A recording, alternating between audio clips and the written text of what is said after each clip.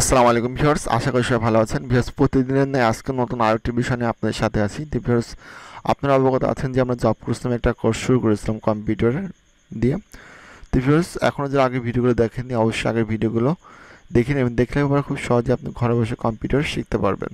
তো ভিউয়ার্স, আগের ভিডিওগুলো আপনি কোথায় পাবেন? এই ভিডিও ডেসক্রিপশনে জব কোর্স নামে একটা প্লে লিস্ট দেওয়া থাকবে, যেখানে ক্লিক করলে পরে আপনি আপনার আগের সবগুলো ভিডিও সিরিয়াল বা সিরিয়াল পেয়ে যাবেন এবং ভিডিওগুলো দেখলে খুব সহজে ঘরে বসে কম্পিউটার আপনি শিখতে পারবেন। তো ভিউয়ার্স, আমরা কিন্তু মাইক্রোসফট অফিস ওয়ার্ড দিয়ে শুরু করেছিলাম।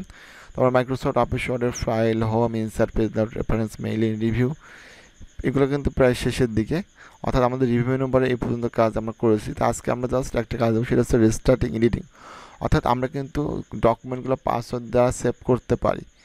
আচ্ছা, পাসওয়ার্ড দিয়ে সেভ করার পরে যদি কেউ আপনার ডকুমেন্টের পাসওয়ার্ড জেনে যায়, সেক্ষেত্রে কিন্তু আবার এই ফাইলের মধ্যে চলে আসতে পারবে। আসলে দেখা যাচ্ছে যে এখান থেকে কোনো কিছু আপনার ডকুমেন্টগুলো কেটে দিচ্ছে, ওকে।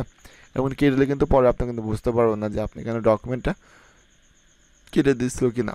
তো ভিউয়ার্স, আমি যেটা করব, আমার এই ওয়ার্ড যে ডকুমেন্টটা আছে, যে পেজ আছে, পেজটাকে আমি প্রোটেক্ট করবো, যাতে এখানে কেউ কোনো কিছু এন্ট্রি করতে না পারে, ডিলিটও করতে না পারে।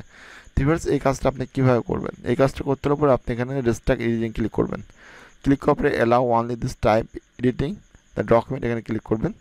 এরপরে ইয়েস স্টার্ট ইনফোর্সিং প্রোটেকশনে ক্লিক করবেন।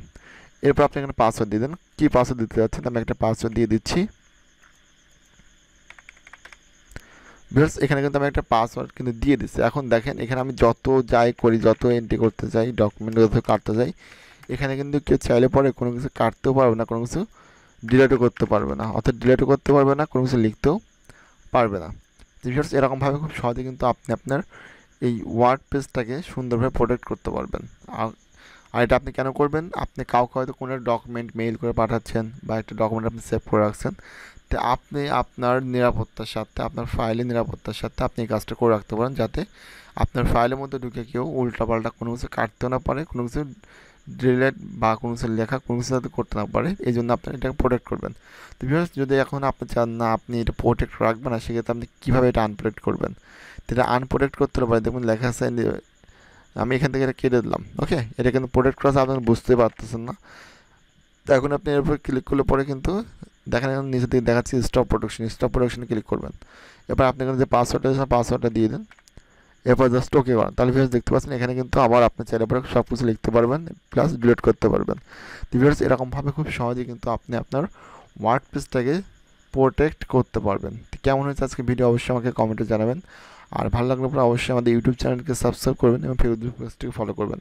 তো পরবর্তী দেখা হচ্ছে নতুন কোনো ভিডিও নিয়ে। সবাই ভালো থাকবেন, সুস্থ থাকবেন।